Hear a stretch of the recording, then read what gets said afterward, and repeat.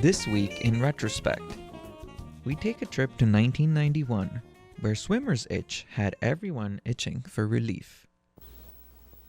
Some call it a Canadian disease. It happens in northern lakes and it's part of an ecological chain. Swimmer's itch. To most, it's just a hassle. The itch is caused by a small parasite that is carried by a freshwater snail, and the majority of the infestation is for a short period of time, when the water of a lake warms up. Pharmacist Gay Hironaka gives her customers some advice to help prevent them from getting the itch. Well, I advise when people go to the lake to spend a minimal amount of time in these warm water lakes, and as soon as they get out of the water, to shower well and remove as much as the parasite or the contaminated water on their skin so that they'll get less of an irritation. People who live by lakes with the itch suggest covering the body with an oil that will prevent the parasite from clinging to the skin, as well as toweling off vigorously when you get out of the water. If you do get the itch, Dr. Helen Bowden says not to worry. It's not serious at all. It's a nuisance. And if you get a really bad infestation, it's a real nuisance because it is very, very itchy. But it's not serious, it passes. But what can you do until it passes? Hironaka says to use any of the calamine-based creams containing calamine and zinc oxide in them. These are Caladryl, Benadryl, Phenagrin, and any drugstore will have its own generic brand. These creams should help soothe the skin and lessen the irritation, but if the itching becomes uncontrollable, an antihistamine could be applied topically or taken orally. Other methods are bathing in baking powder or Aveeno powder, which are also used for the chicken pox. The itch is small red bumps that appear on the body, similar to mosquito bites, that really irritate the skin. What causes it is the parasite in the water clinging to the skin when a swimmer gets out of the lake. And then, as the skin dries, the parasite digs into the skin in an attempt to stay wet. Some lakes that report having the itch are Whitney and Ross Lakes, which are in the Elk Point area, and Sandy Beach, close to Lloydminster. So the possibility of the itch occurring at other lakes does exist. Jeannie Haining, Health Watch. And in 1996, Lloydminster gets a makeover. Construction crews are hard at work on this new condominium complex, just one of many beautification projects on the go in Lloydminster. That was really more of a specific development proposal. The advantage it has is it's downtown, and so it attracts a very attractive building to the downtown, but also because it's residential, it gets more residences in the downtown as well. The city of Lloydminster is working on a joint project with the Streetscapes company to plant more trees along 50th Avenue. As for the building upgrades we've seen around the downtown area, they're really up to the business owners. Some of the business owners have decided that in order to rent their building, they're going to have to improve their building.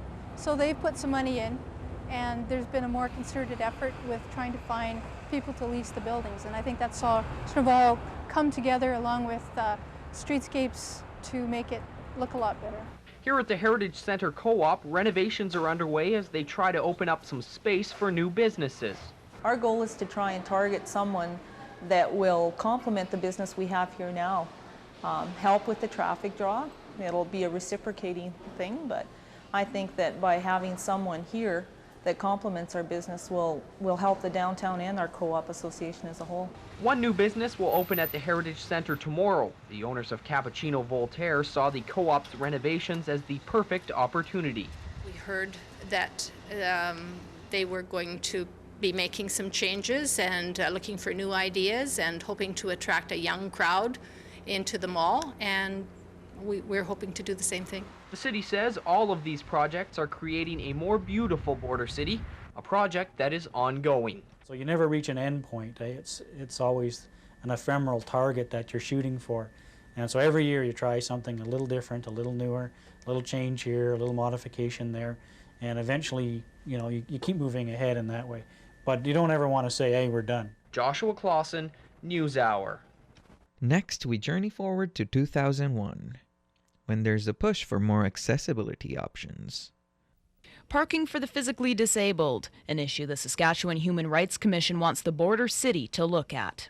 They've identified wider spaces for side loading. They've identified that there's a need for more in some numbers. Some numbers remain the same. The Human Rights Commission wants to see lots with 5 to 10 stalls reserve 1 handicap spot. As for lots with 11 to 100 stalls, they would allot 1 plus 4% to disabled people, and larger lots, they'll give 4% towards handicapped parking. Sounds simple, but Councillor Richer thinks this may cause some concern for smaller businesses. As soon as you get to 11 stalls required in any development, you require 2 barrier-free or wheelchair accessible stalls. And 10 isn't very much. You really get there very quickly, and so on a lot of the infills, as we call them, in smaller developments, that really becomes an impingement. It's because of this that Council tabled the amendment, but numbers aren't the only thing to look at. The Human Rights recommendation also looks at spacing in parking stalls, something that is a bigger issue for residents. The only thing you can do is park as far over to the left-hand side of it as you can. That gives you room enough to get out the side door. But if they're parked too close, you pretty near have to get out of the van before you pull into the parking lot.